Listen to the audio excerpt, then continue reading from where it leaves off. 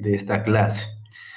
Entonces, hacer una buena prescripción de los medicamentos en estas clases la vamos a hacer a modo hospitalario en cuanto al médico que deja su prescripción médica, el RP en la historia clínica, en la cual tiene que ser claramente entendido por el personal de salud como enfermería para que lo pueda administrar al paciente.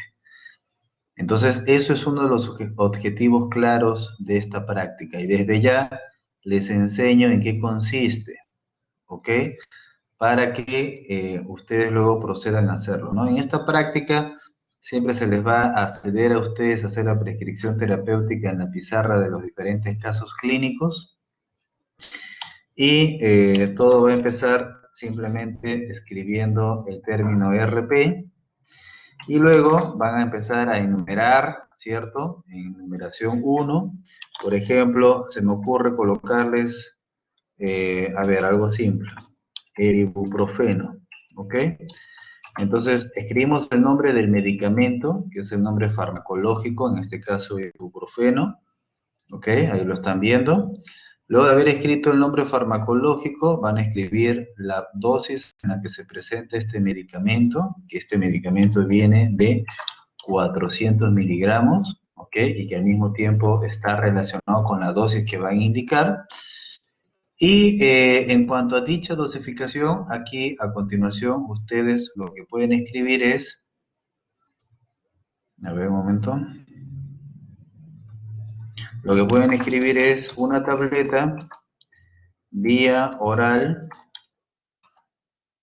¿ok? Entonces ahí va a colocar luego la vía de administración y finalmente termina con el intervalo, que en este caso lo podríamos dejar cada 8 horas, ¿ok? Y ya está, así de simple es la prescripción. Este es el orden: ibuprofeno de 400 miligramos, una tableta vía oral, forma de administración y el intervalo de administración, que en este caso es cada 8 horas, ¿ok? Otro ejemplo, vamos a poner cloruro de sodio al 0,9%. Aunque esto ya lo vamos a ver cuando veamos las clases de fluidoterapia, ¿ok? A ver.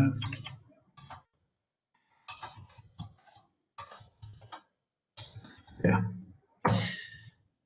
Ok, por ejemplo, acá que tenemos, ¿qué dice? El nombre del medicamento farmacológico, que es cloruro de sodio, la concentración al 0,9%, la presentación con la que viene este medicamento, que en este caso es de 1 litro, que es la forma clásica de su administración hospitalaria, y luego propiamente la dosificación, ¿no? En este caso, la dosificación son 30 gotas por minuto y está involucrado aquí el intervalo al mismo tiempo de administración, ¿ya? Otro ejemplo. A ver, otro ejemplo. Por ejemplo, furosemida. ¿De cuánto viene la furosemida? 20 miligramos. Yo puedo colocar 2 ampollas endovenoso cada 6 horas, ¿ok? Una dosis importante, digamos. Furosemida 20 miligramos, 2 ampollas, ahí me comí una A, endovenoso cada 6 horas, ¿ok? Entonces, nuevamente repito, nombre farmacológico, la concentración con la que viene dicho medicamento, que es 20 miligramos. En este caso lo estoy aumentando su dosis, no solamente una ampolla, sino 2, o sea, se entiende que son 40 miligramos.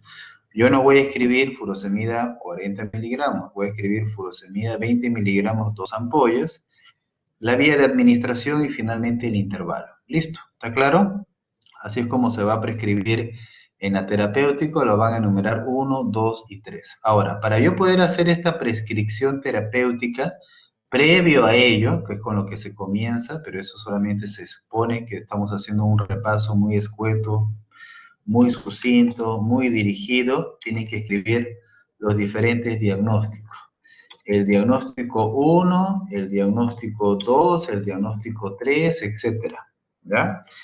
¿Qué cosa va en el primer diagnóstico? Escuchen bien, en el primer diagnóstico lo que va es, puede ser, uno tiene que valorar varios aspectos. Puede ser el motivo de intercurrencia o el motivo de consulta. Eso puede ser el primer diagnóstico. O puede ser el diagnóstico de mayor representatividad sindrómica en cuanto a la enfermedad, ¿ya? O puede ser el que, si es que el paciente tiene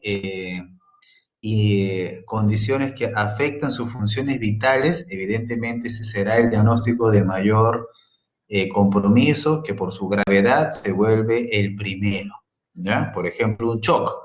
Si el paciente está en shock, no va a ser pues el tercer, el cuarto diagnóstico, ¿no? Será el primer diagnóstico, el paciente en shock. ¿Por qué? Porque atenta y pone en riesgo su vida, así es que tendría que ser el primero. ¿Y por qué tiene que haber un orden? Porque cuando tú escribes un diagnóstico en orden, al mismo tiempo haces una prescripción terapéutica en orden. O sea, se sobreentiende que el diagnóstico uno tiene que ir en consecuencia a la terapéutica uno, 2, por ejemplo. El diagnóstico y así sucesivamente. Puede estar correlacionado, ¿no? Puede ser que estás tratando un edema pulmonar cardiogénico por una falla cardíaca descompensada. Entonces se supone que el segundo diagnóstico está relacionado a justamente el tratamiento inmediato de la descompensación, lo más elocuente terapéuticamente. Y por supuesto que el medicamento 3, 4 también puede contribuir al tratamiento de lo mismo, pero hay un orden. O sea, acá tienen que ser ordenados en el diagnóstico y lo que nos interesa en el tratamiento. ¿Ok? Ok, entonces lo que vamos a hacer en adelante, vamos a nombrar un delegado, una delegada. A ver, levante la mano el voluntario que quiere ser delegado, delegada.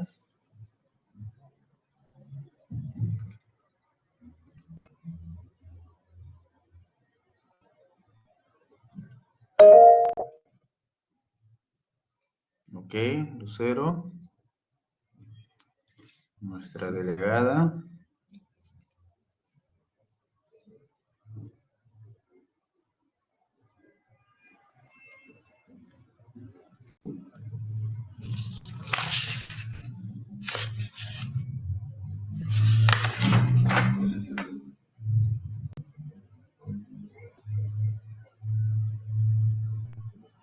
Ujú. Ok, Lucero, me mandas un mensaje con tu número móvil, ¿ok? Para acá registrarte. Y ahí te voy a mandar un mensaje. Ok, entonces, a ver, ¿qué es lo que vamos a empezar a interactuar con todos ustedes a través de su delegada? En la guía de práctica clínica hay varios casos clínicos, no los vamos a desarrollar todos, sino algunos de ellos. Y la distribución va a ser por grupo siempre, ¿ya? Entonces, de, siempre se les va a dar, pues, diferentes casos clínicos a todos ustedes para que cada uno lo pueda desarrollar, ¿no? O sea, normalmente ese desarrollo va a ser por grupos, ¿ok? Solo por el día de hoy, pues lo vamos a hacer, ahorita vamos a distribuirnos los grupos y vamos a luego a presentarlo, ¿no? Ya la siguiente práctica, directamente con los casos que hemos designado, simplemente empezamos y se presenta. Solo por hoy vamos a distribuirlo, vamos a distribuir en cinco grupos.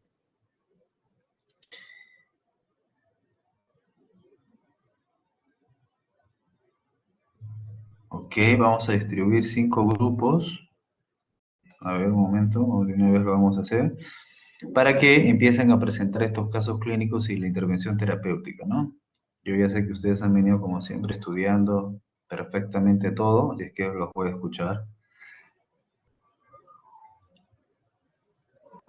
Ok, ¿tienen alguna pregunta ya antes de comenzar?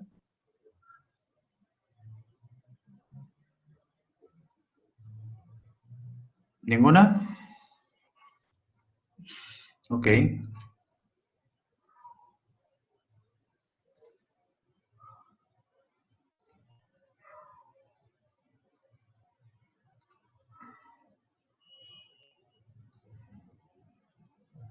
Ok, el grupo donde va a estar su compañero Dani Cagua va a ser el caso uno. El grupo donde va a estar su compañero Cristian Enrique va a ser el caso 2. El grupo donde va a estar su compañera Alicia Castillo, el caso 3.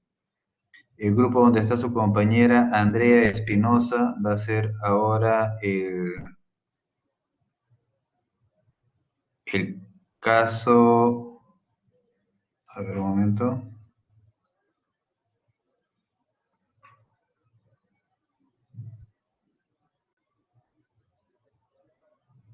el caso 6. Entonces, a ver un momento. No, vamos entonces a cambiar un momentito. Uno, dos, tres, cuatro. Vamos a hacer solamente cuatro grupos, ¿ok? Ya, a ver. A ver, otra vez. Ya borre lo anterior. A ver, el grupo donde va a estar su compañero Álvaro Rojas va a ser el caso uno. El grupo donde va a estar su compañera Alicia Castillo, el caso 2. El grupo donde va a estar su compañero Dante Pérez va a ser el caso 3. Y finalmente, el grupo donde estará Daneri Arias va a ser el caso 6. Empezamos, les voy a dar 5 minutos y luego discutimos.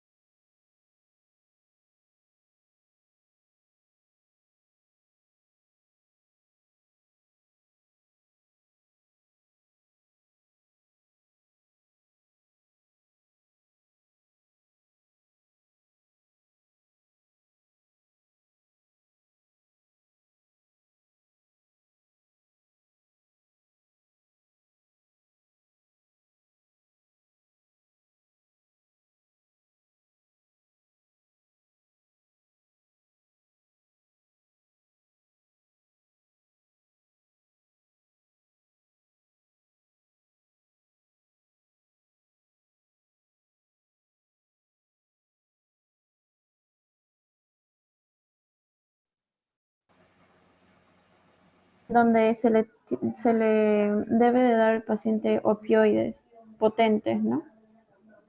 Como morfina, oxicodona, fentanilo, metadona, ese, esos opioides. ¿A ustedes?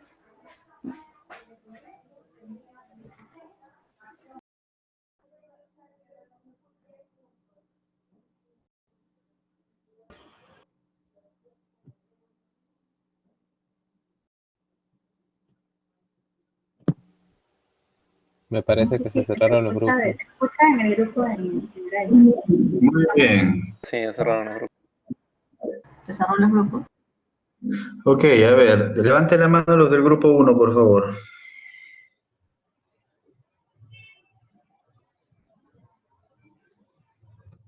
A ver, levante la mano.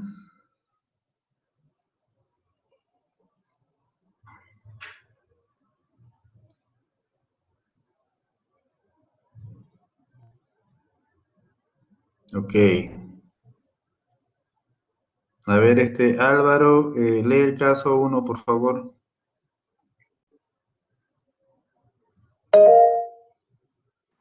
Bueno, paciente varón de 30 años, mientras deambula, trastabilla y sufre caída desde su propia altura, apoyándose en miembro superior derecho en extensión. Cursa con dolor más limitación funcional de la muñeca derecha. Al examen, signo de flebosis locales. Establezco un régimen terapéutico. Ya, a ver, un momento.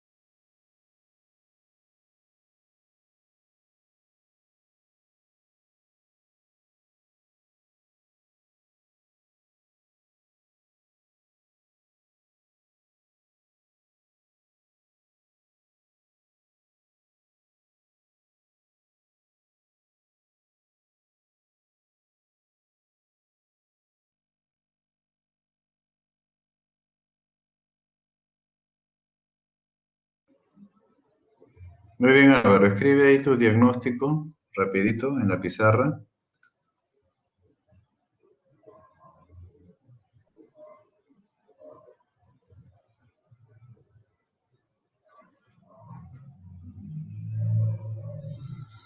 ¿Estás escribiendo, Álvaro? No, doctor, todavía no. No encuentro la herramienta para... Es la letra T.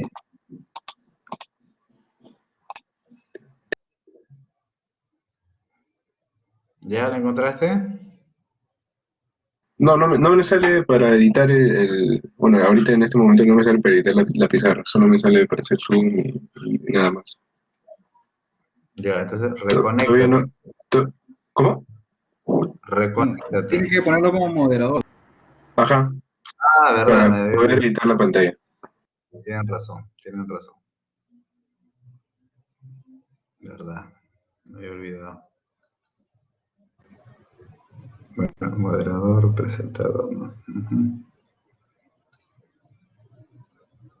Ya. Ya, ahora sí, Álvaro, a ver. Ahora sí, anda escribiendo ya.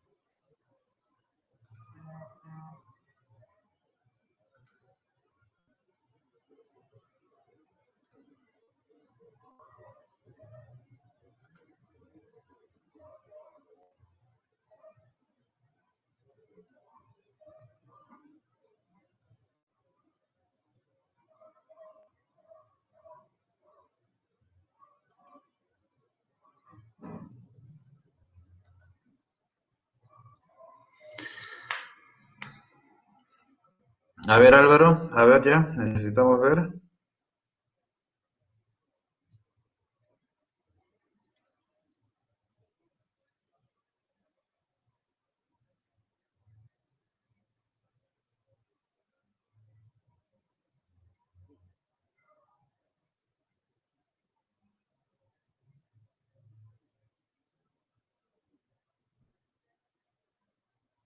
A ver, ¿qué quieres escribir, Álvaro? Ya, dímelo verbalmente.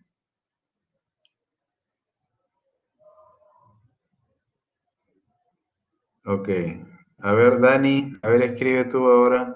Ya, Álvaro, hay nada más. Ya, suficiente. Síndrome doloroso. Ok. A ver, Dani, escribe tú. Diagnóstico de X.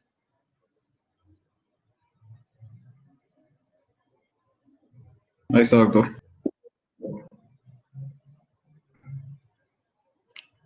¿Tú has escrito síndrome inflamatorio? Sí, doctor. Ya, a ver, Scarlett, escribe el diagnóstico.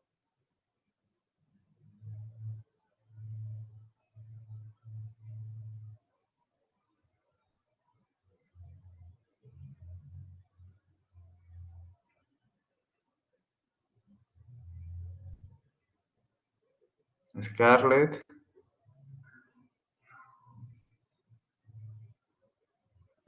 No puedo escribirlo. ¿por qué? No me sale la... Aprieto la T y no escribe nada. Aprieta y te va a salir un recuadrito y ahí tienes que Eso es completar. por tu internet. Se supone que ya has utilizado la pizarra antes, ¿no? A ver, vamos a avanzar. Vamos a avanzar, ¿ya? A ver, primero de que cuando uno hace, ustedes ya llevaron medicina interna, entonces uno tiene que plantear problemas o síndromes, pero síndromes que sean reconocidos con fines, diagnósticos, ¿no? Ya ustedes no están, o sea, si bien existe el síndrome doloroso, se supone que la historia clínica no solamente dice que el paciente tiene dolor, pues la historia clínica tiene ya un conjunto de hallazgos, de síntomas y signos, y ya hace que ya no estés escribiendo síndrome doloroso. Ustedes no están aprendiendo a hacer síndromes en semiología en sus primeras 2 semanas. Ustedes ya llevaron medicina interna, entonces ya no pueden poner este síndrome, pues ya. Y síndrome inflamatorio, o sea, inflamación como problema pueden poner si hiciera falta, pero eso normalmente no se pone, porque eso es parte de los problemas o de los síndromes que normalmente uno plantea, así que está fuera de lugar. Entonces, si acá te está diciendo la historia clínica, a ver, vamos a regresar a la historia clínica.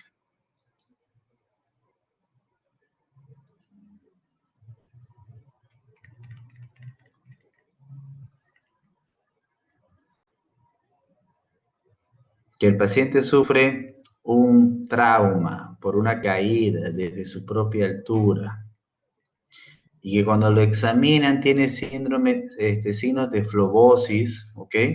Y no solo eso, sino que eso, como el dolor es intenso, eso motiva a que el paciente se dirige a emergencia. O sea, un dolor intenso de este tipo motiva a que el paciente acuda urgentemente a que lo evalúen. Y naturalmente, cuando una persona cae de esta forma, lo que uno tiene que descartar en potencia, cuando llega a emergencia, ¿qué cosa es?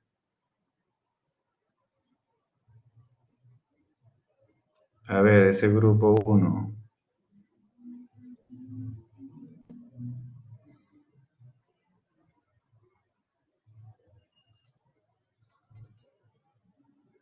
Si un paciente sufre una caída desde su propia altura con el miembro en derecho en extensión, y cuando el paciente va a emergencia y tiene dolor, tiene limitación funcional, lo que yo pienso es que hay que descartar una posible fractura, pues no les han enseñado eso, fractura de Coles, por ejemplo.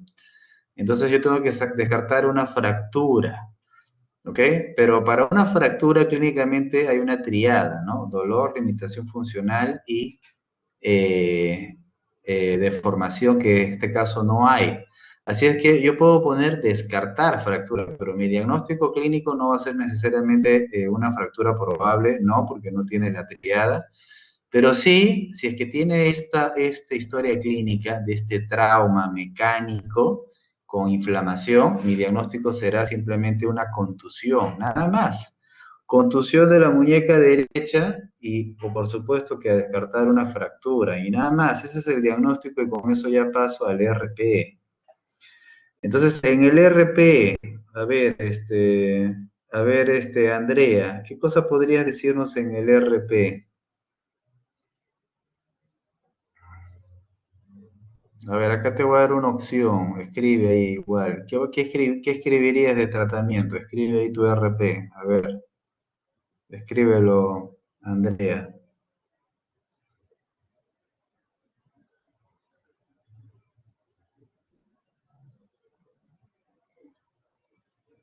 Pero estoy escribiendo, pero no sale.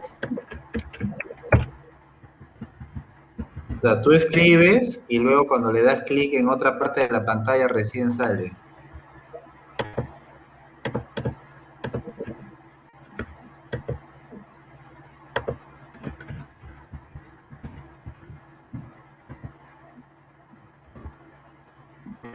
No, doctor. Intento, pero no.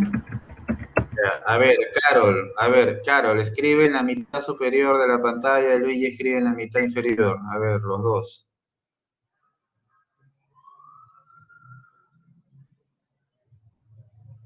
Si alguien más quiere escribir su versión del RP, escríbalo también ahí. A ver, de este grupo. Doctor, está grabado. ¿Se ve? No, todavía no. Hazle clic en otra zona de la pantalla. Recién ahí, por ahí veo a alguien que ha escrito RP. Ah, soy yo, doctor. Sí, ya salió.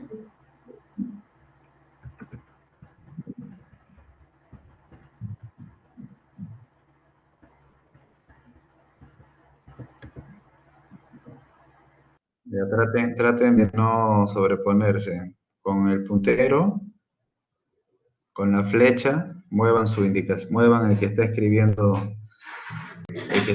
aparte.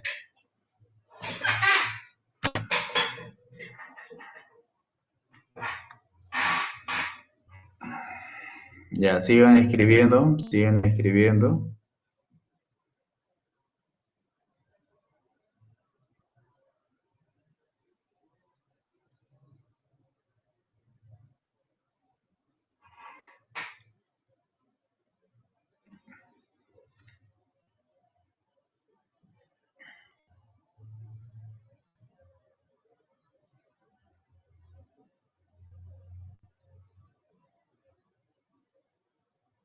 A ver, Andrea, ¿qué cosas has escrito tú finalmente? Ah, doctor, paracetamol. Y en la pantalla. Doctor, ¿se ve? Sí, un momentito. Andrea, ¿qué has escrito? ¿Paracetamol? Sí. Ya, pero, a ver, estás violentando lo que acabo de decir cuando hemos comenzado la clase, que cuando uno escribe una indicación, primero que tienen que, o sea, hagan lo que se les está enseñando. Primero que tienes que numerarlo. Dos, acá está, esto no es nada, o sea, paracetamol, pero ¿y dónde está la dosis, la forma de administración, el intervalo? O sea, así como está, todavía no es una indicación terapéutica. Naproxeno, o sea, está aislado, no estamos diciendo nada, o ibuprofeno, bueno, no sé. Acá hay una indicación, ya, 400 miligramos, una tableta bioral cada 8 horas. ¿Quién escribió esto? Yo, doctor. Luigi. Luigi, ok, ya. A ver, fundamenta por qué has escrito esa indicación, Luigi. Bueno, porque en primer lugar, hay por las características que nos menciona en la historia, ¿no? Podemos ver un dolor de tipo nociceptivo, ¿no? Entonces, se me escucha, ¿verdad? Sí, Ese dolor se maneja a través de AINES, ¿no? Y es por eso que receto un ibuprofeno de 400 miligramos, una tableta bioral cada 8 horas, que sería lo indicado, ¿no? Es por el tipo de dolor que presenta el dolor, ¿no? Tipo nociceptivo. ya, a ver. Cuando un paciente, o sea, claro, si hablamos de los tipos fisiopatológicamente, como bien lo recuerdan, puede ser nociceptivo, inflamatorio o neuropático, ¿no? Entonces, si tú sabes que en esta inflamación hay flebosis, hay dolor, rubor, tumor, dolor, calor, entonces tú tienes que darle un antiinflamatorio. Además que ya les recuerdo de lo que la Organización Mundial de la Salud, cuando establece su escala de manejo y terapia del dolor, justamente lo que establece es una escala, o sea, hay que escalar el manejo. Entonces, en esa escala del manejo, justamente en la parte básica, lo que siempre vamos a encontrar es el clásico analgésico acetaminofén, vamos a encontrar a los antiinflamatorios no esteroideos y ya después, cuando uno va escalando más, recién encontraremos a los opioides, ¿no? Y justamente se hace para evitar el mal uso de los opioides como primera elección. En la primera elección vamos a encontrar pues los AINES, vamos a encontrar, bueno, en general vamos a encontrar el analgésico común y útil y benéfico que es el paracetamol, el acetaminofén, y los antiinflamatorios al costadito. Entonces, evidentemente, una contusión ya, pero vamos a analizar un poco el tema, ¿no? A ver, hay dos tipos de antiinflamatorios. A ver, volvemos. A ver, Álvaro, ¿cuáles son los tipos de antiinflamatorios que hay?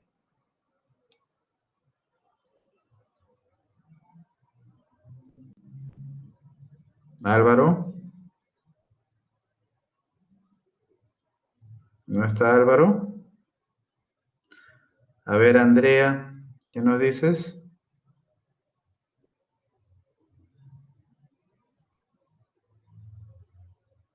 Andrea.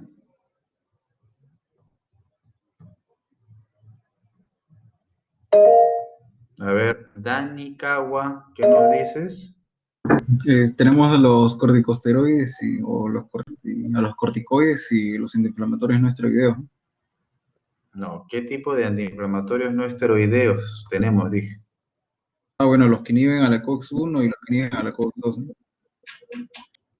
O sea, los que son selectivos y los que son no selectivos. Ya, entonces lo que tú quieres decir, ¿qué cosa es? Que el que es selectivo, ¿cómo es? A ver.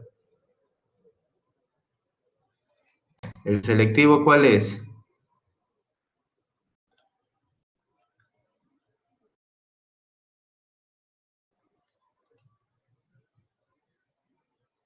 A ver, Carol.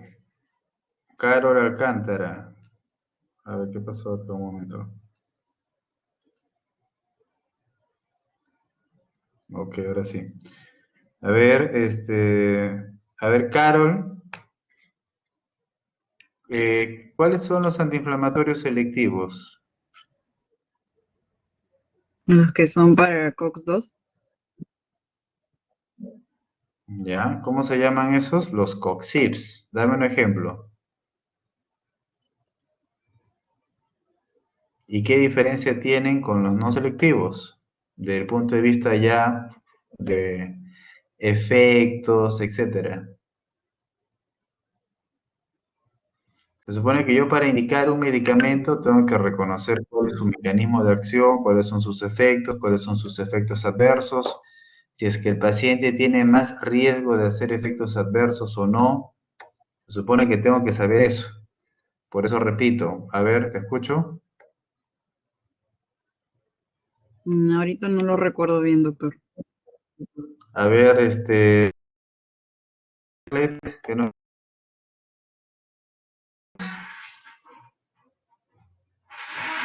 ¿qué diferencia tiene un COXIB como el CIB, este,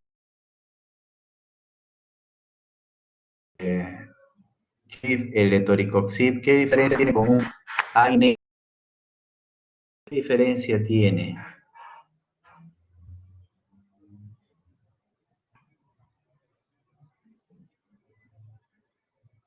A ver, Luigi, ¿qué nos dices? ¿Me escucha, doctor?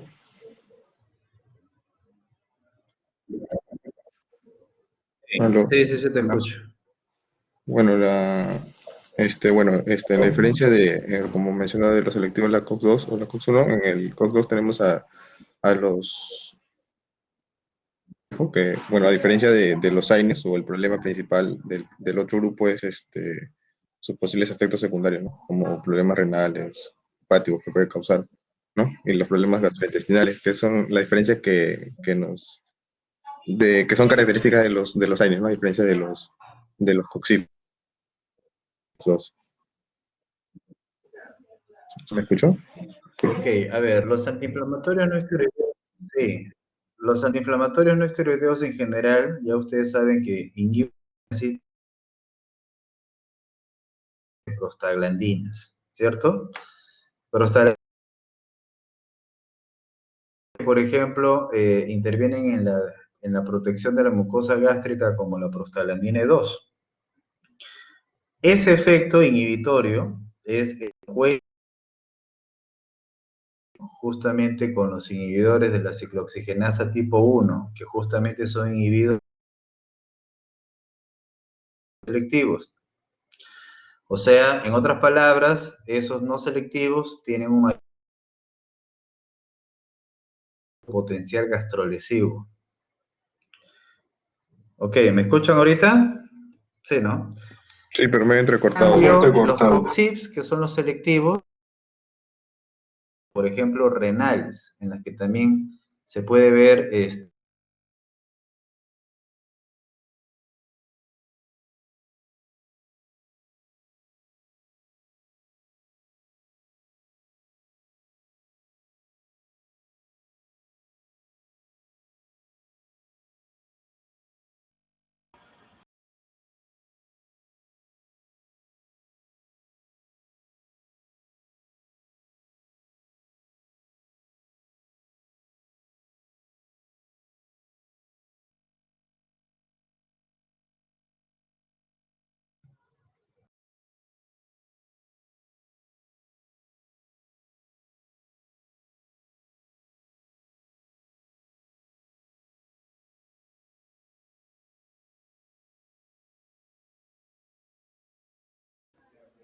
Doctor, disculpe, no se le escucha.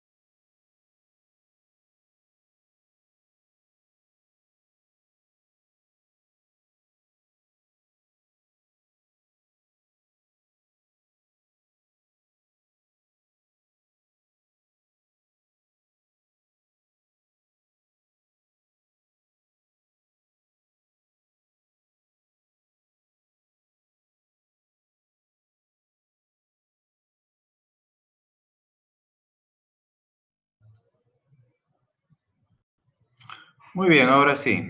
A ver, les estaba diciendo de que en consideración al conocimiento de los posibles efectos adversos en los pacientes, yo también sabré en qué paciente se le puede o no administrar, ¿no? Si el paciente tiene antecedentes de enfermedad renal crónica o tiene antecedentes de enfermedad ulcerosa, gastrointestinal o gastritis erosiva crónica, no le voy a poder administrar un antiinflamatorio en general, ¿ya?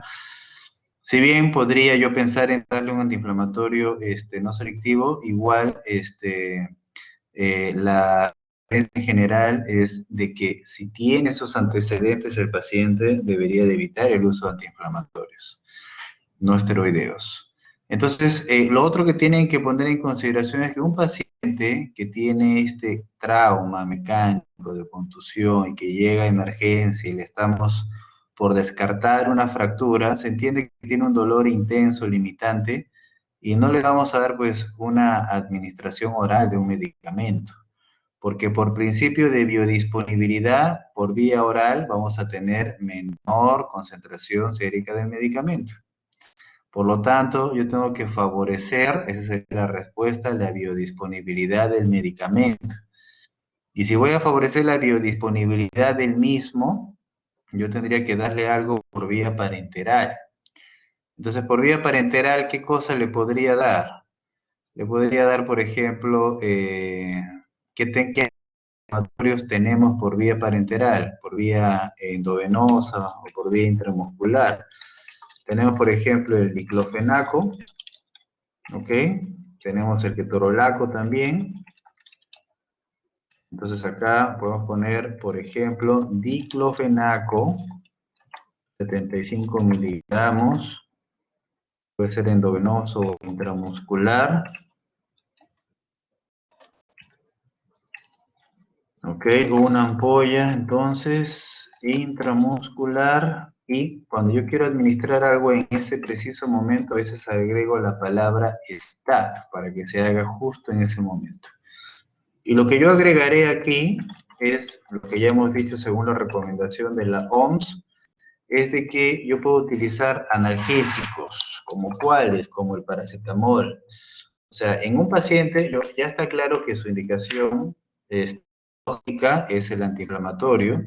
Eso no resta que yo haga terapia combinada, como normalmente se sugiere en manejo del dolor, frenodianas, y por eso es de que suelo utilizar el paracetamol como analgésico. Acá lo tenemos siempre esto por vía oral, o sea, lo tenemos en tabletas, ¿no? Tenemos acá nuestro medio en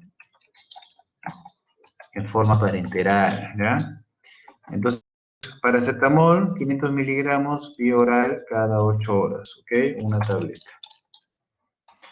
Yo podría dar esto o incluso si quiero potenciar su efecto terapéutico analgésico, podría dar el primer día 2 tabletas vía oral cada 8 horas, o sea, 1 gramo para potenciar su efecto analgésico, como también está indicado, ¿no? La dosis máxima es hasta 2 gramos cada 6 horas, o sea, la dosis máxima que yo puedo administrar 1 gramo cada 6 horas, o sea, hasta 4 gramos al día. ¿Y por qué, por qué hasta 4 gramos al día? Porque por encima de ese rango, ya eso normalmente se describe en dosis de 6 a 8 gramos, existe en la literatura reportes de posibles hepatotoxicidades, ¿no? Y eso no se ve mucho en nuestro medio, pero en otros países, puesto que el paracetamol es libre de venta, over the counter, entonces lo que vemos ahí es de que los pacientes a veces se sobremedican cuando tienen dolor y al final cursan con estas hepatotoxicidades, ¿no? Por esa razón es de que lo único que tenemos que saber es que si el paciente tiene cirrosis, daño hepático crónico, para restringir su uso. Muy bien, entonces esta es la indicación que yo podría muy bien dar. Evidentemente cuando le dé de alta al paciente le daré un antiinflamatorio para que tome unos días más, como muy bien puede ser el ibuprofeno. Ahí tienen que considerar ya otros aspectos en cuanto al perfil del paciente, porque ustedes cuando dan una medicación cada 8 horas, lo que ustedes buscan es que el paciente la cumpla, que se adhiera a la prescripción. Lo que puede suceder es que no la toma, que no se adhiera, si trabaja, está en muchas cosas, se olvida, es empresario. Entonces, a lo mejor lo que les es conveniente es darle una medicación que tenga un mayor tiempo de vida media, cada 12, cada 24 horas. También hay opciones, ¿ok? Como la arcoxia, por ejemplo. Entonces, ya uno tiene que ver eso, ¿ok? Pero ya vayan entendiendo los principios, ¿ok? A ver, un momento, le vamos a poner su calificación a ustedes.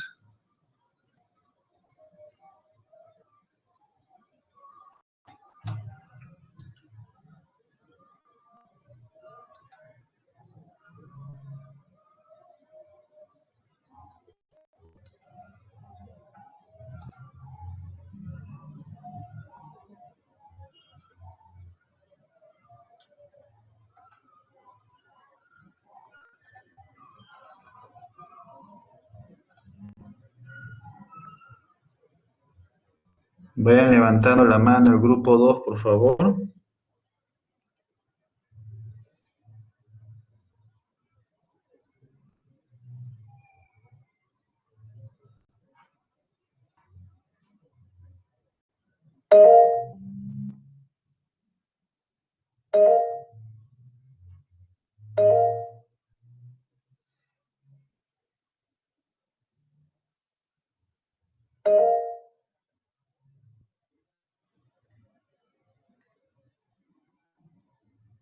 Anda leyendo el caso 2, Jean Paul.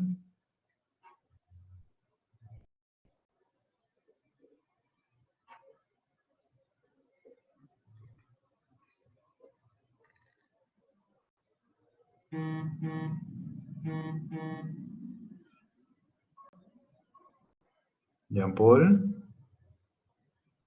A ver, Lisette Boga, anda leyendo el caso.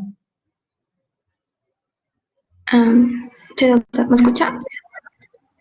Sí. Ok, ya. Caso número 2, paciente varón de 22 años con tiempo de enfermedad de 4 horas, caracterizado por dolor epigástrico que luego se presenta en fosa ilíaca derecha. Bloomberg positivo, McBurney positivo. Paciente en posición antágica, inflexión ventral. Establezca un régimen terapéutico. Ok, ya, a ver un momento.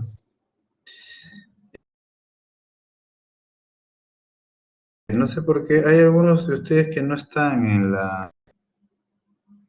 Ah, sí, hay varios que están. O sea, esta lista que estaba acá en el sistema está incompleta. A ver, voy a escribirlos.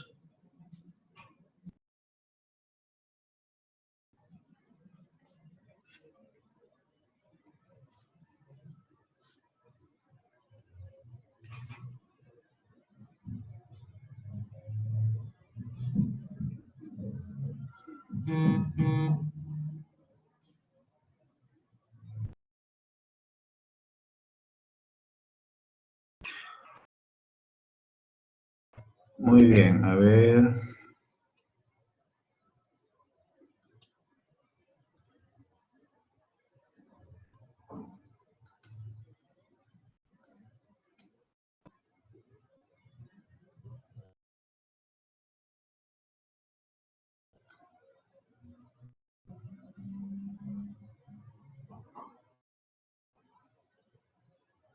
¿Qué pasó con eso?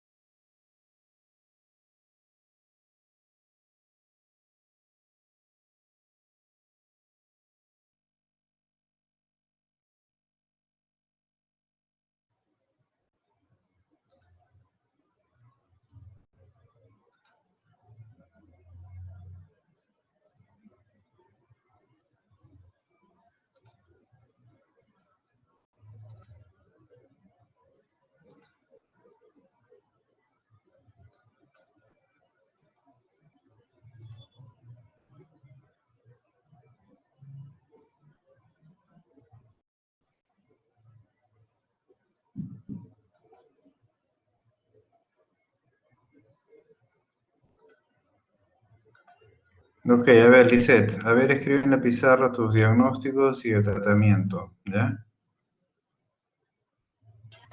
Ok, doctor. Doctor.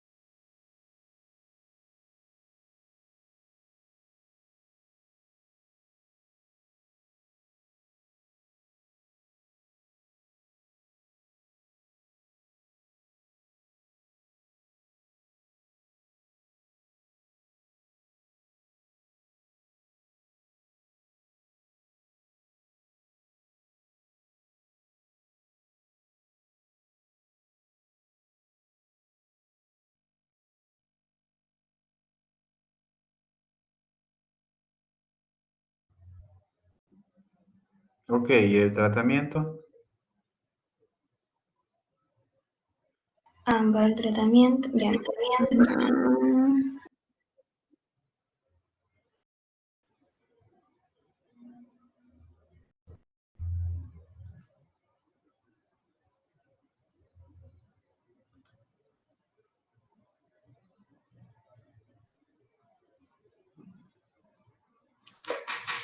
A ver, Jean-Paul Martínez, anda escribiendo, pero en la parte de aquí, de abajo, de la mitad de la pizarra, anda escribiendo tú también.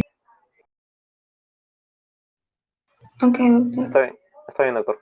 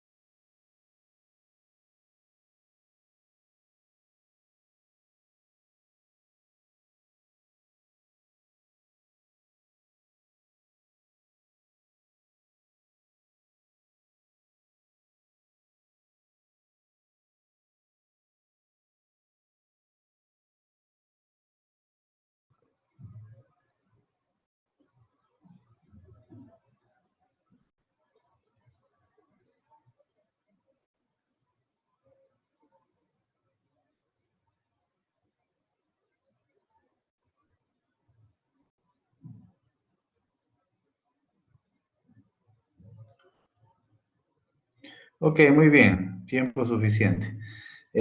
Bueno, primero empezando con el diagnóstico. A ver, el diagnóstico con el cuadro clínico sugerente y con los signos que tiene la historia clínica está claro que el paciente tiene una apendicitis. Ya una apendicitis aguda, ya sobra estar escribiendo un abdomen agudo, sobra estar escribiendo síndrome de dolor abdominal, simplemente el paciente tiene una apendicitis. A ver, la primera pregunta, Lisette, cuando un paciente tiene una apendicitis, ¿cuál es el tratamiento? Bueno, para tratamiento siempre se le da una administración antibiótica previa. Y No, pero el enfoque de tratamiento de una apendicitis, ¿cuál es? cirugía. Claro, el enfoque de tratamiento es quirúrgico. Ya, ahora, nosotros acá estamos hablando de dolor, no te olvides, ese es nuestro tema.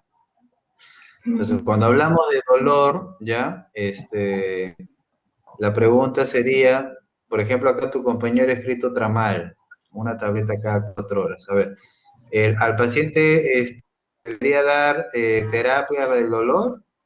¿Qué opinas? Sí, sí se le debe dar terapia de dolor. ¿Por qué? Porque eso es lo más agudo que presenta el paciente y es lo principal por el cual está llegando. A ver, Cristian, Alejandro, ¿qué me dirías? Doctor, A ver, Cristian, sí. concuerdo con lo que dice mi compañera de que se debe de tener una analgesia al paciente, pero quizás lo que yo recetaría fuera un tramadol, 100 miligramos en una ampolla endovenosa en ese instante. Ya, ok, ya. A ver, Luzmila Medina, ¿tú qué opinas? Sí, doctor. Bueno, también creo que se podría dar un AINE, como el ketorolaco. Un AINE como el ketorolaco. Cuando un paciente tiene abdomen agudo, una emergencia, dolor, y tiene apendicitis, normalmente le damos terapia para el dolor. ¿Así es? ¿O qué comentario me podrían dar? Porque ya estoy escuchando tramal, estoy escuchando ketorolaco. Ok, puede ser que sí, puede ser que no, pero tienen que sustentarlo, comentar apropiadamente.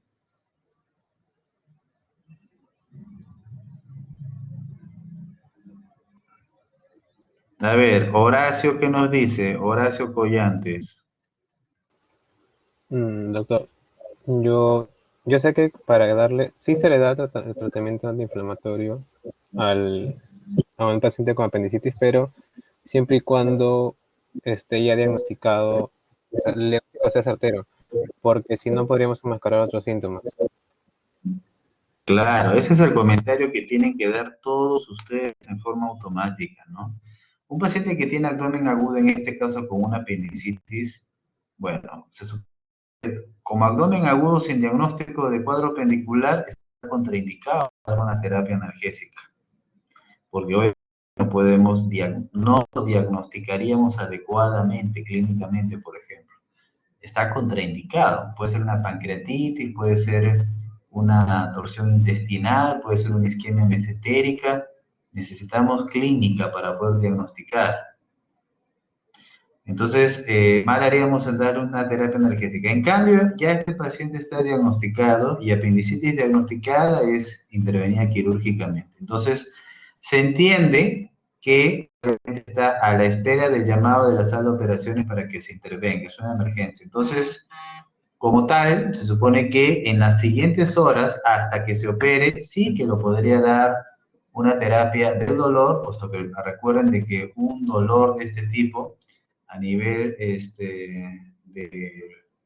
del plexo solar, lo único que vemos es que el paciente se retuerce el dolor, como dice la historia, se está retorciendo el dolor, está en flexión ventral. Entonces sí hay que darle terapia analgésica. Ahora, ¿qué tipo de terapia analgésica? Por ahí, por ejemplo, escucho antiinflamatorios, pero recuerden que el paciente está bajo estrés, está hospitalizado y cuando se van a operar, está indicado nada por vía oral. Así es que, si bien no está contraindicado, o sea, se podría dar en Se teoría, podría dar, claro, endovenoso, doctor, sería ya por vía podría dar, no porque el paciente no tolera. claro, se podría dar en teoría, pero recuerden, como repito, que está sin nada por vía oral, el paciente está bajo estrés, etcétera, así que eso podría tener un cierto bemol. En todo caso, si quieren escoger un antiinflamatorio, no deberían escoger pues un antiinflamatorio como que Doctor, se le escucha entrecortado. sino escoger un antiinflamatorio tipo de dipirona analgésico como el metamizol. Doctor, ¿podría repetir? No se me escucha.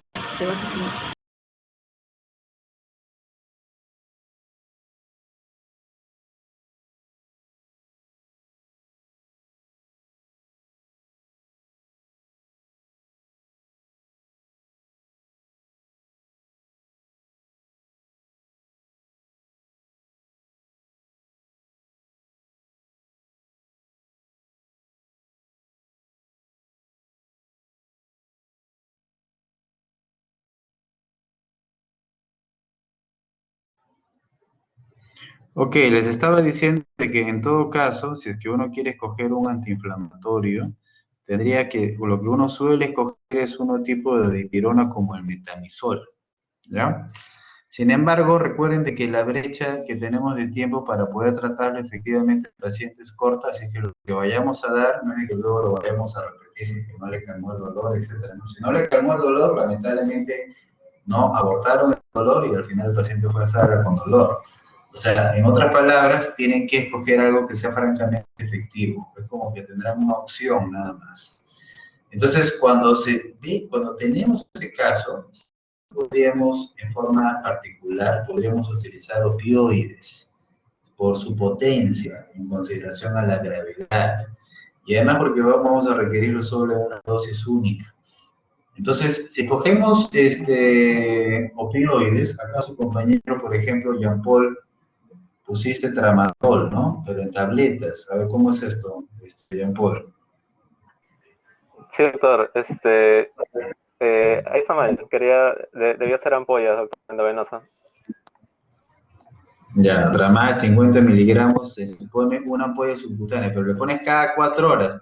Ya vuelvo a decir, acá no va a haber chance para eso. Acá es simplemente Sí. la terapia prequirúrgica. O sea, lo único que se puede colocar es una ampolla endovenosa STAT, por ejemplo. Sin embargo, recuerda de que qué tipo de dolor es la apendicitis. A ver, tu fisiopatología, ¿qué tipo de dolor es? Tipo de dolor visceral, doctor. Visceral, ok. ¿Qué característica podría tener un dolor visceral?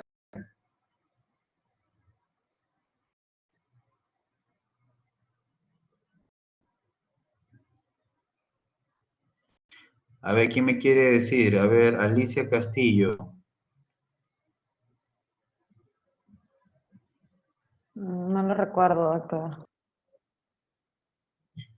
Puede tener manifestación autonómica, náuseas y vómitos.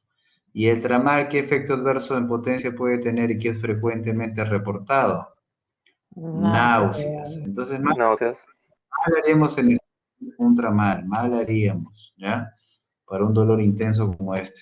Así que podríamos escoger lo que tenemos después, que muy bien puede ser la petidina o puede ser la morfina. Sin embargo, la morfina no la debiéramos escoger, puesto que es el opioide más potente, ¿no? Y tampoco no estamos tratando una enfermedad que amerite su uso, ¿ok? Entonces, en consideración a lo que tenemos, podríamos muy bien simplemente indicarle, a modo de ejemplo, porque ya les dije que también en teoría podría ser metamizol, pero a modo de yo les podría decir de que podríamos quedar con petidina a la paciente, ¿ok? Entonces, a ver, un momento.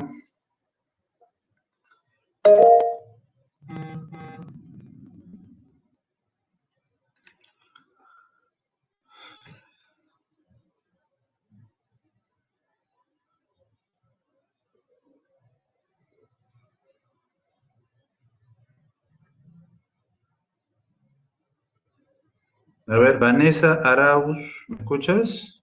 Vanessa. Sí, doctor. Bueno,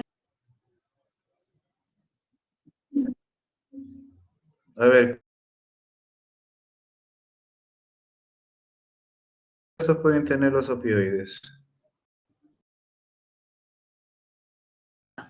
doctor, no le logré escuchar. Está entrecortado su audio, doctor. Sí, a ver, un momento. A ver, anda respondiéndome esto. ¿Qué efectos adversos pueden tener los opioides?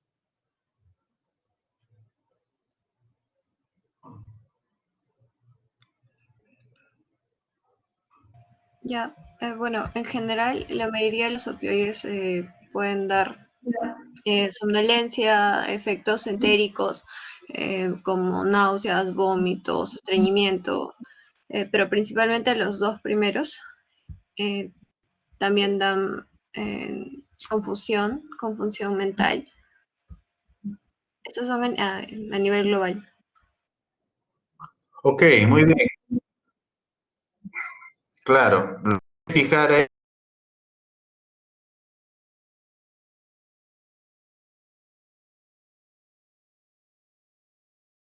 sistema nervioso central, ¿no? Muy bien.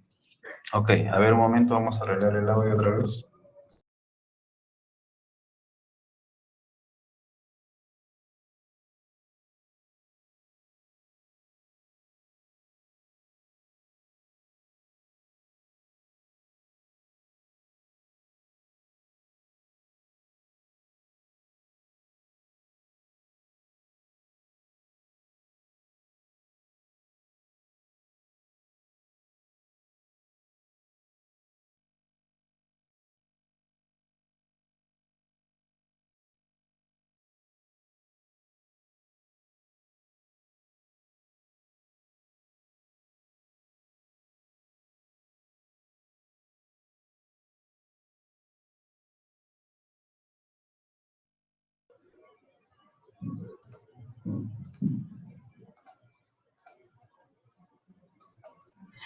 Muy bien, entonces a modo de ejemplo, miren, se puede indicar así, ¿ya?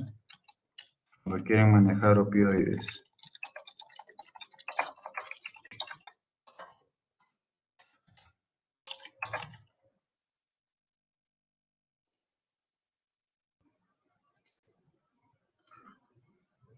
Ahí se me fue esto.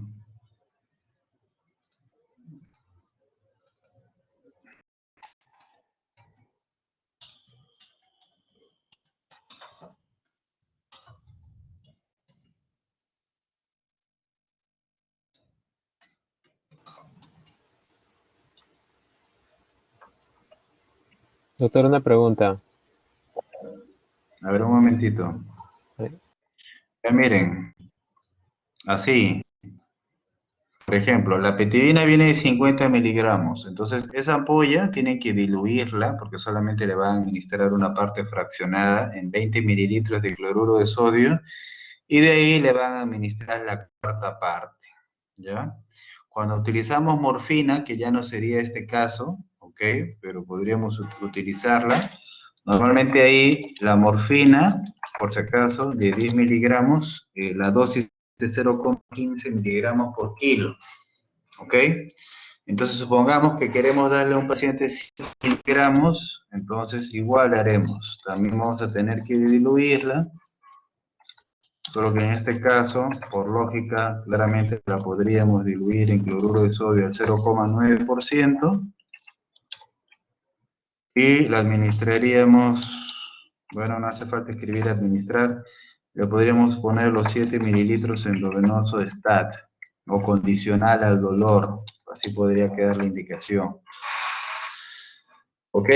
O sea, 10 miligramos en 10 mililitros, ya se entiende que hay 1 miligramo por mililitro, y si estamos quedando en 7 miligramos, le damos 7 mililitros. ¿Ok? Ya va a depender de la dosis por kilo, que ya les dije que en el caso de la morfina es 0,15 miligramos por kilo, ¿no? La morfina es un medicamento excelente, antiquísimo, todos los médicos la deben de conocer, utilizar, etcétera, ¿ya? La petidina, que tiene menor efecto opioide, también es bueno, ahí le estoy dando a modo de ejemplo, ¿ya? Así que En este caso, podríamos hacer esto. Si alguien quiere opinar sobre el dosis de metamizol, también podría ser, por si acaso, ya les dije. A modo de ejemplo, estamos dando las dos opciones, ¿ya? Vía oral, lógicamente, porque va a ir a sala de operaciones, no es lógico, ¿no? Muy bien, ¿qué pregunta me querían hacer?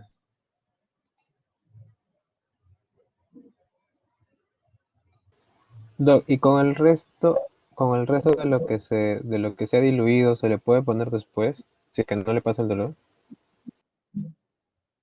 Ya, justamente a eso íbamos con, con el énfasis en escoger adecuadamente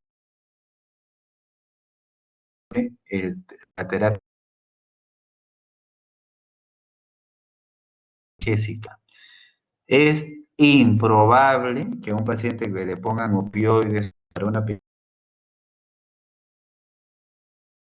no mejore. O sea, definitivamente no, definitivamente se va a abortar su dolor, no, de eso no hay ninguna duda. En cambio, si yo le pusiera el metamizol, podría tener posibilidades tal vez de que no tenga una respuesta tan efectiva. Podría suceder. En otros pacientes podría ser sensible. Con el opioide no. Y además, porque es un diagnóstico que no es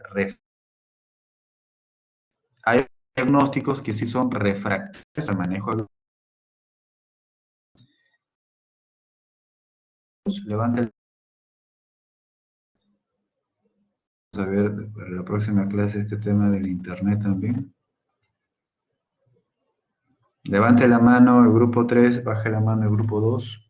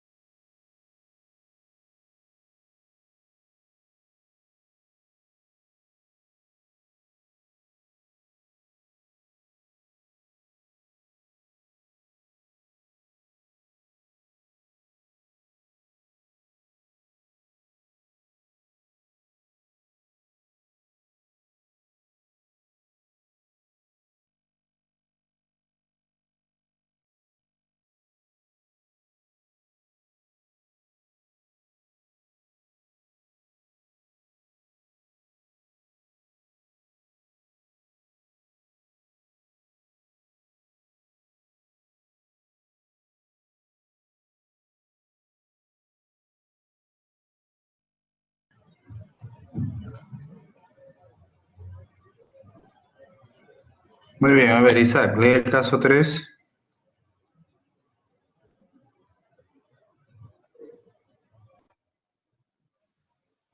Sí, doctor. ¿Me escucha? Sí. Ok. Paciente mujer de 55 años con diagnóstico de síndrome consuntivo. Tiene K 125 mayor de 1000. Cursa con dolor abdominal terebrante en hipogastrio irradiado a fosa ilíaca derecha e izquierda, con una intensidad de 9 de 10. Asociado a náuseas y vómitos. Establezca un régimen terapéutico. Muy bien, ya dime directamente cuál es el diagnóstico.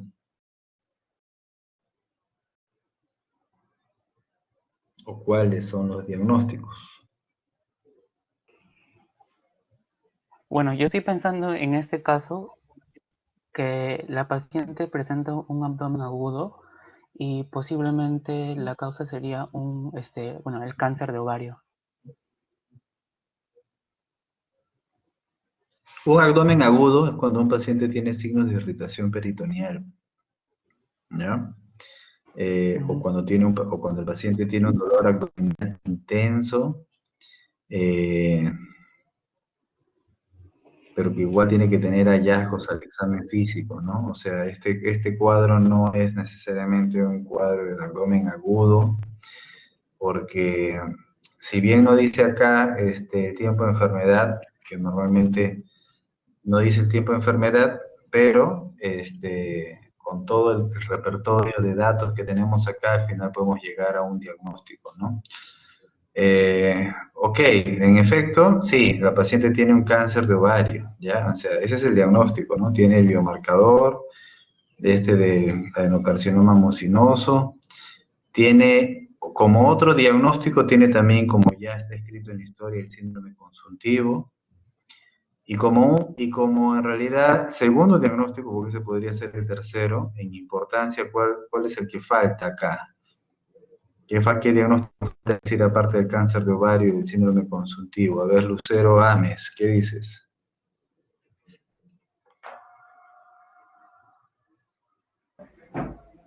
¿Se me escucha? Sí. Bueno, sí, la paciente tiene un cáncer de ovario, síndrome consultivo y bueno, también tiene vómitos y náuseas, que es otro problema en la paciente. No, los náuseas y los vómitos es por el dolor visceral, eso ya lo hemos explicado antes. O sea, tienes que hacer unidad clínica. Si tú encuentras eso, tienes que asumir que es por lo otro. Lo que falta decir acá es algo importante, que la paciente tiene dolor oncológico, eso es un diagnóstico también. Independiente, porque cuando un paciente tiene, si tiene dolor,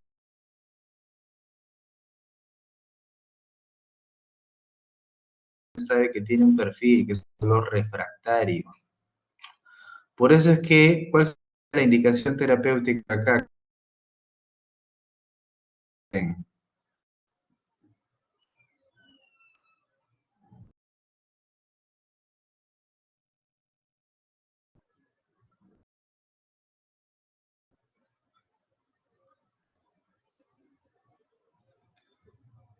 Karsten, Doctor, Rebolledo. sí, ¿se me escucha?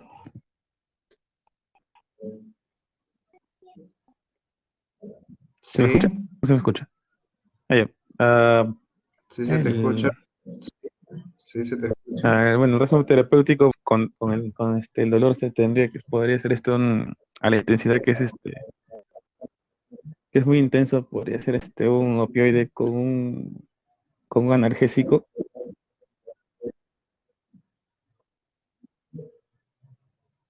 ¿Cómo cuál? ¿Qué opioide, qué analgésico? Ah, no estoy seguro. Paracetamol con tramadol o paracetamol codeína. ¿Qué más conozco?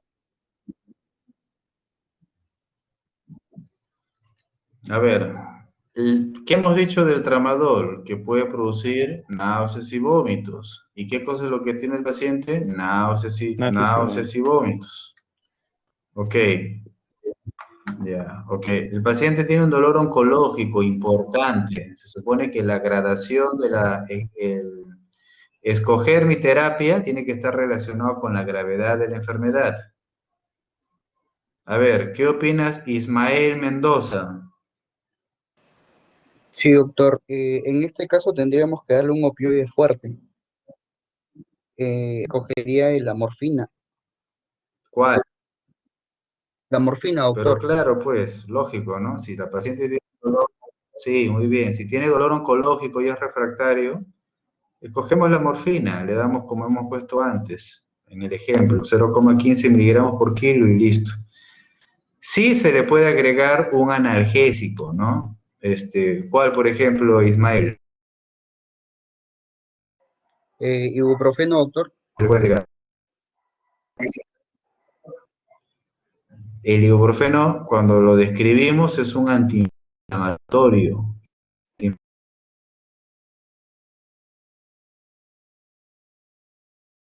No se indican en el cáncer. A ver, Dante. Dante, ¿qué nos dices? Buenas noches, doctor. ¿Podría ser, Dante. podría indicarle codeína también, doctor? No, ya hemos dicho de que está claro de que le indicaremos un medicamento potente, ¿no? El orden de la potencia de opioides es codeína, petidina y luego morfina. Entonces, en ese orden, si ya estamos escogiendo uno de mayor potencia, no vamos a ir al de menor potencia, ¿no? A ver, Mitzi, aparte de la morfina, ¿qué le podríamos dar como analgésico?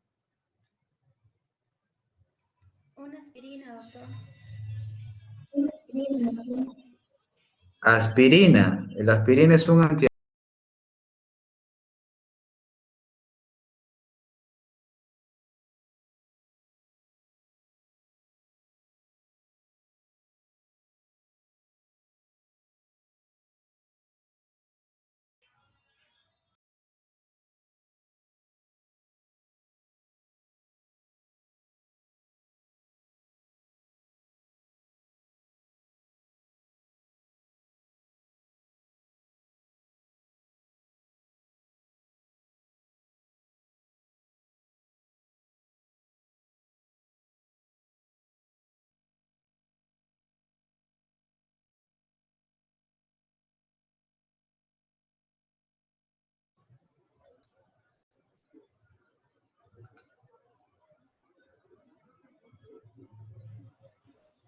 Ok, estaba diciendo que la aspirina es más un antiagregante que un antiinflamatorio, ¿no?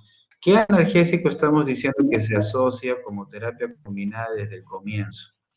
Estamos diciendo que El se asocia paracetamol, doctor. el paracetamol, pues el acetaminofén, e incluso tendrán que pensar en darle dosis altas, ¿no? Paracetamol 500 miligramos, 2 tabletas vía oral cada 8 o cada 6 horas. Así tendrán que tratar a la paciente. O sea, hay que darle calidad de vida, hay que frenar el dolor, nos corresponde hacer eso. Ok, a ver, un momento.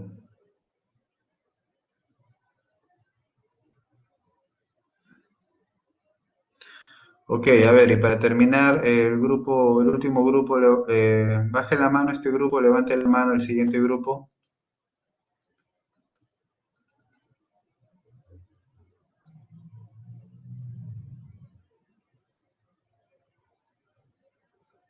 El caso 4 es para que se den cuenta cuándo se debe de contraindicar un COXIB. El caso 5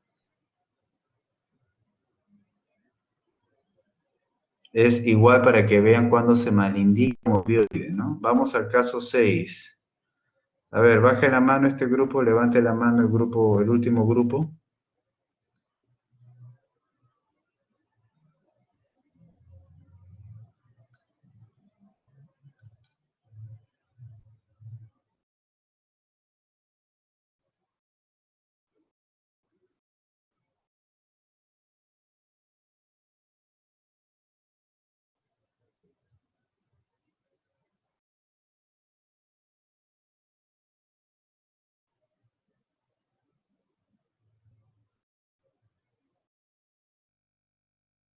Doctor, no se le escucha.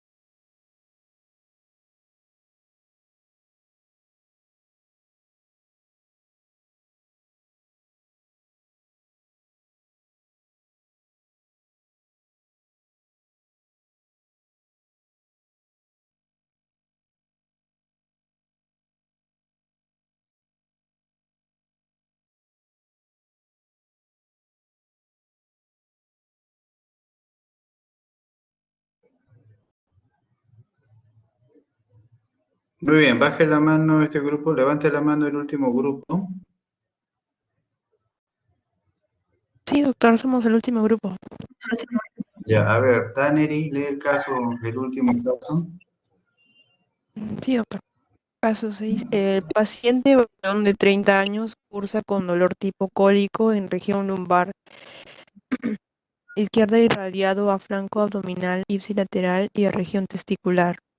Refiere intensidad 10/10.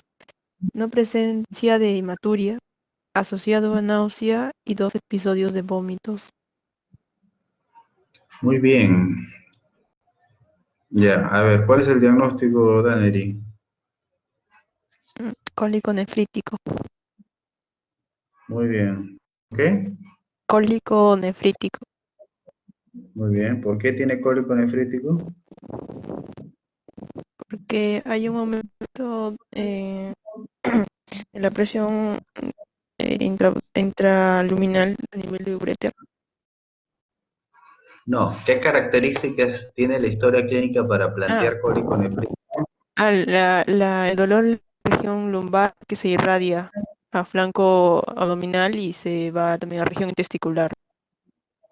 Y eso es característico. Además, la intensidad es la más alta, ¿no? Más intensa. Ya, y eso también es característico de un cólico nefrítico. Sí, Ya, ok. O sea, los cólicos nefríticos están catalogados en medicina como de gran intensidad, son francamente intensos y así como en el parto se suele decir de que son dolores intensos, ¿no?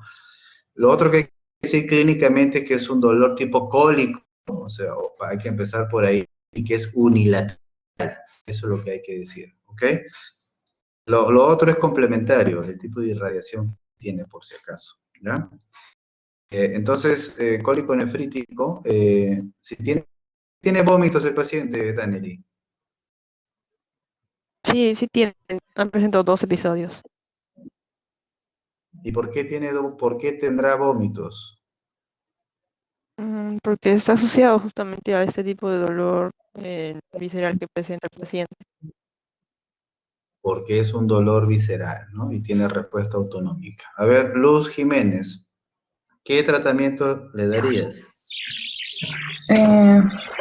Yo le daría, bueno, para el dolor diclofenaco, 75 miligramos, una ampolla intramuscular cada 2 horas. También, eso para el dolor. También daría para lo que es náuseas y vómitos, metoclopramida, 100 miligramos, una ampolla intravenosa cada 8 horas y también hidratar al paciente, ¿no? Con suero fisiológico. Ya, a ver, cuando el paciente tiene náuseas y vómitos como consecuencia del dolor visceral, lo que hay que hacer es tratar el dolor. O sea, no, de nada nos sirve tener una actitud sintomática en la que le damos para cada síntoma. No. Hay que tratar cuando el paciente frene su dolor, ya no va a tener ni náuseas ni vómitos, así que no tiene por qué estar dándole antieméticos al paciente. Ok, pero su propuesta de su compañera está bien, empieza a darle un AINE, ok, muy bien. A ver un momentito, ok. A ver, Elizabeth Natalie, ¿tú qué dices? ¿Estás de acuerdo con el AINE o le pondrías metamizol o le pondrías opioide? ¿Qué harías? Yo elegiría el metamizol por la vía intramuscular. Ya. ¿Ya? ¿Qué más? Por ejemplo, ustedes van a revisar que en algún momento en una literatura decía que al paciente hay que darle yoshina, que es un espasmolítico. A ver, ¿qué opinas de eso? Un antiespasmódico. ¿Le darías un antiespasmódico al paciente? Y si le das un antiinflamatorio, ¿por qué le das un antiinflamatorio si el paciente tiene un dolor visceral? ¿Por qué no le damos un opioide? A ver, pregunto. ¿O por qué no le damos un espasmolítico? Porque cuando uno tiene cólico, hay un espasmo también del uréter, ¿cierto? Se contrae para tratar de vencer el cálculo que está ahí obstruyendo el uréter.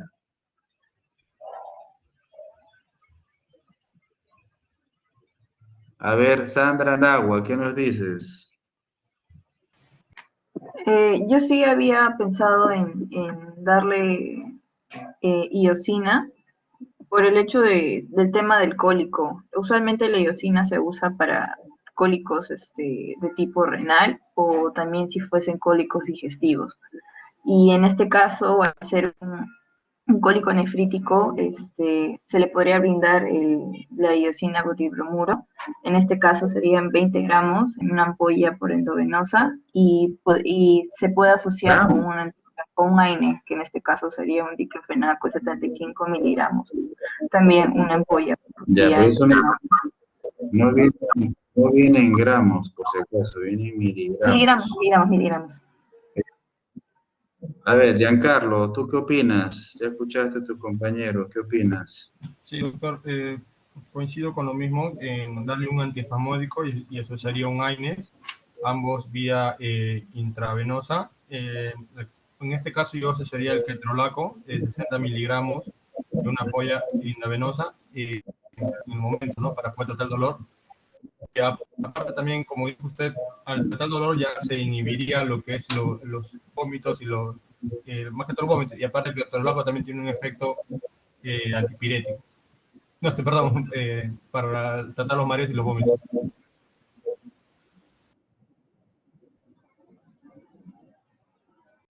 ¿El ketorolaco tiene un efecto para los vómitos?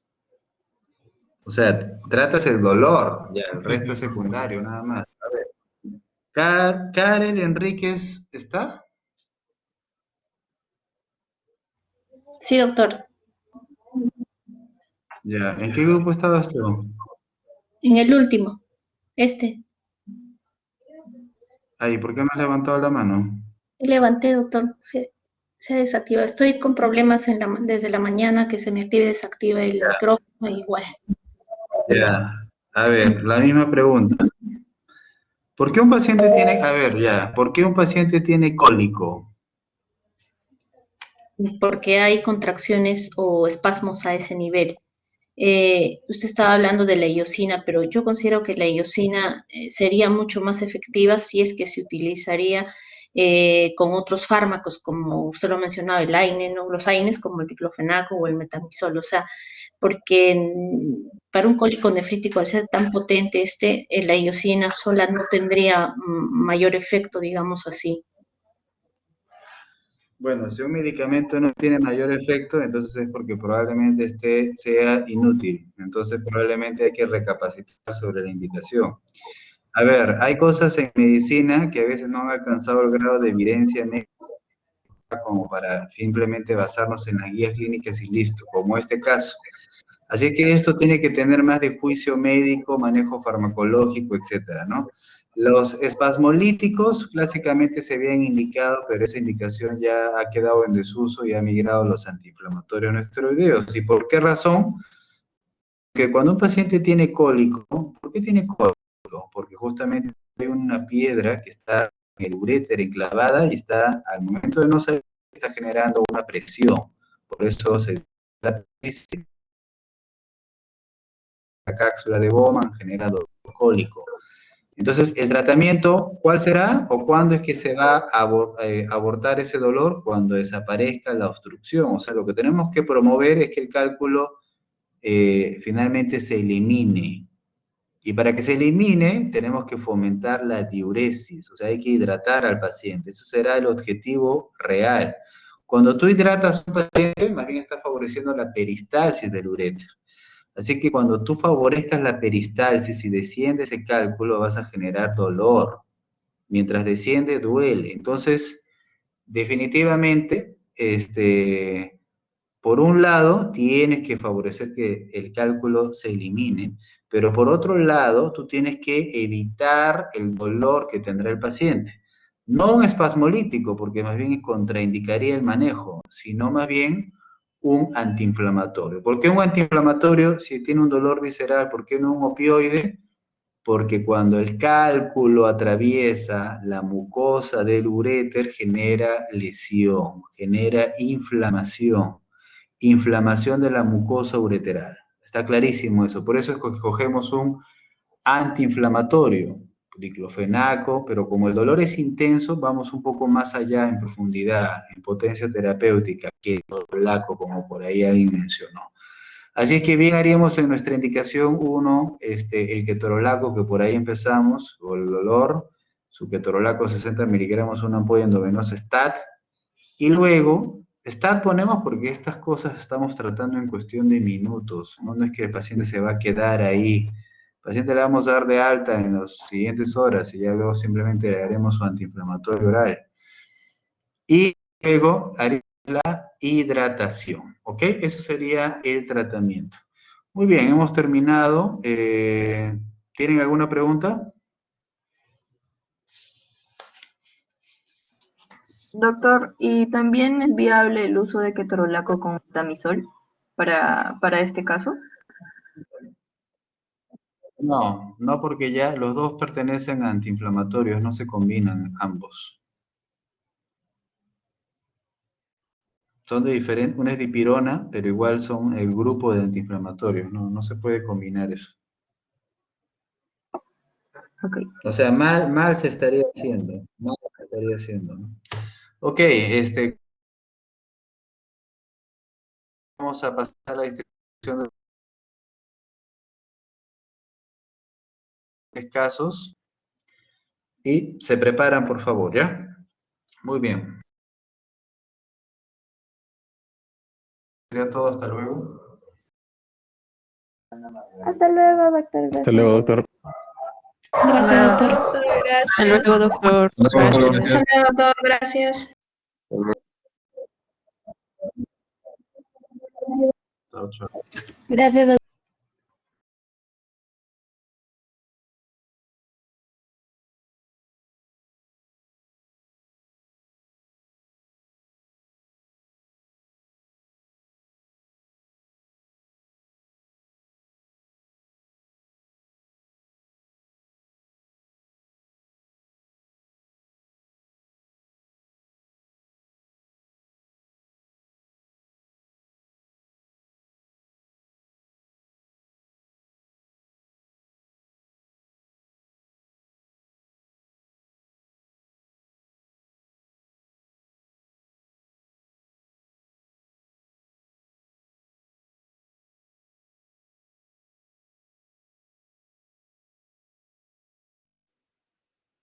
Y oye, Meo, A la causa. sigue grabando, mano. Ah, al agua.